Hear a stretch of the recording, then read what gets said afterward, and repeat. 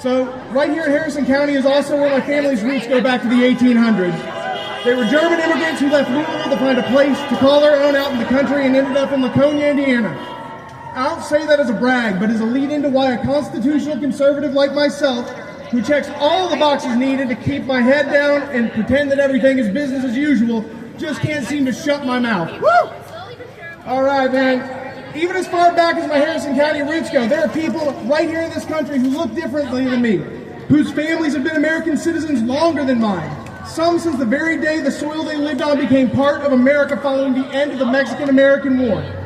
Many of my fellow citizens who have a different ancestry than mine are at risk of having their Fourth Amendment rights violated by being profiled and forced to show ID to prove their citizenship. They're being treated like suspects first and citizens second. No true patriot should be willing to abide that in silence. That's right. There are too many constitutional red flags, if not outright violations, occurring for me to list in the time I have, but I refuse to turn a blind eye to them. This isn't about party anymore, gang. At this point, it's not red versus blue, it's the state versus you, and you, and me, and all of us. Yeah!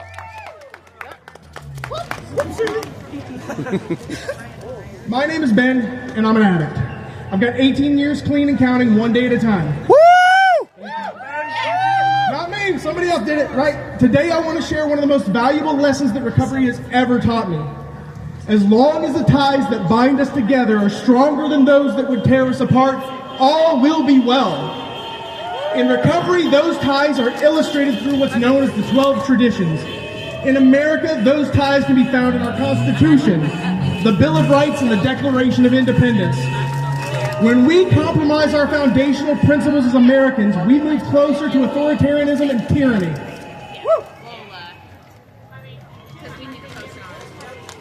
That means that it's up to us to focus on unity in order to protect all of our civil rights.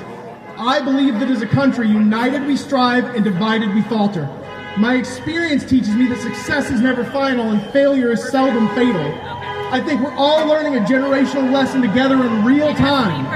Issues we thought previous generations solved are rearing their ugly heads again. And in this ongoing struggle, we've already seen that failure can in fact be fatal. We must band together hand in hand, shoulder to shoulder, and put our backs against the wheel to bend the arc of time back towards justice. Come on! We must unite against systems and organizations that profit from seeing people subjugated and suppressed. We must do the hard work of rejecting the seeds of hatred and division. Hatred and animosity play directly into the hands of the people who benefit from seeing us divided further. Every ounce of energy we expend on outrage instead of organizing and thoughtful action is a victory in their book. Only love can dig us out of this, guys. We must see each other as neighbors once again and strive to love one another back to decency. We must listen with compassion. When you see your neighbor and you don't understand them, be curious. Be kind where you can and ask questions. Exercise the Socratic method with others even when you find yourself in staunch disagreement. When you ask good questions in good faith, they have to ask themselves questions they may have never asked before. You'll change their lives, I promise. Here in Indiana, we have the most interesting dichotomy at play, right? As a state, we refuse the mid-decade redistricting push that was crammed down our throats from Washington. Yeah! We did that! The idea sought to deepen our division against each other as neighbors and would have pushed us towards a 9-0 map and diluted the representation of over 1 million of our Indiana voters. But instead, we pushed back in a bipartisan effort, and we defeated it. Thank you. I do want to give the Republicans a shout out because it wasn't easy for them to stand up for Hoosier civil rights, right? They were sequestered. They were called. They had the vice president come twice. They were positioned and told they'd be primaried out, and they threatened to cut funding from the state. But I want to say kudos to them, but we know that was only a little over half, right? So we got to be cautious. We got to move forward. So here in the Hoosier State, we want a battle of civic decency and prove we can be better than the national narrative would have you believe. Sorry. You got this, man! We can be an example to the rest of the nation by joining together and rejecting a narrative of division. But at the same time, we have a Lieutenant Governor, Micah Beckwith, sowing discord and making constitutionally wrong statements like undocumented immigrants don't get due process. Fuck that guy! That is fundamentally wrong. The Constitution is clear. You can read it on the back of my shirt. The 5th and 14th Amendments, they specifically use the word person when they guarantee due process, not just citizens. But more importantly, right, it can deny any group due process in America and every single one of us right along with it. Once you've revoked it for one group, you only need to accuse someone of being a member of that group, and then they have no process by which to defend themselves from your accusation. You can't take it from somebody unless you take it from everybody. And on that point, in this political climate, I want to say it takes immense courage to show up to an event like this. Today, it's a powerful and an impactful statement.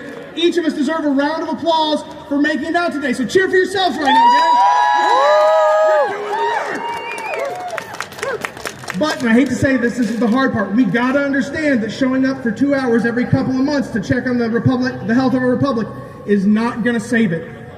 Saving the soul of our great nation is going to require action from all of us together, and at times it won't be convenient or comfortable. My challenge to you is this: let this event be the beginning of your efforts. Don't let it be the end. If you're new here, stay, get connected, meet somebody. And if you're already connected, thank you, and keep doing what you're doing. Move forward.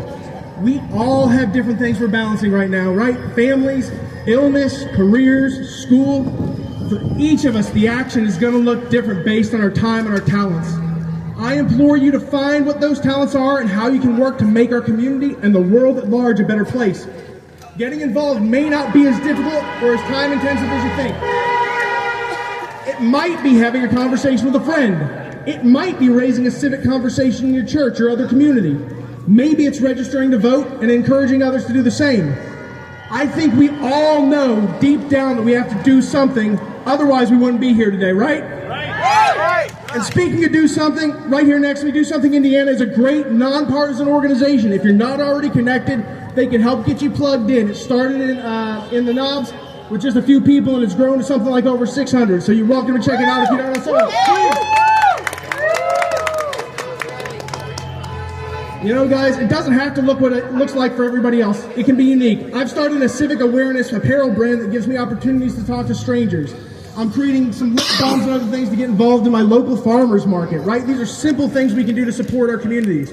One of my favorite things I've been trying to do is what I dubbed doing Founding Fathers stuff, which is going to local community hubs with friends and having really relatively boisterous civic conversations and then asking strangers their opinions, right? These are small acts of service that can make civic mindfulness feel like a normal part of life again. We've let that erode. Right.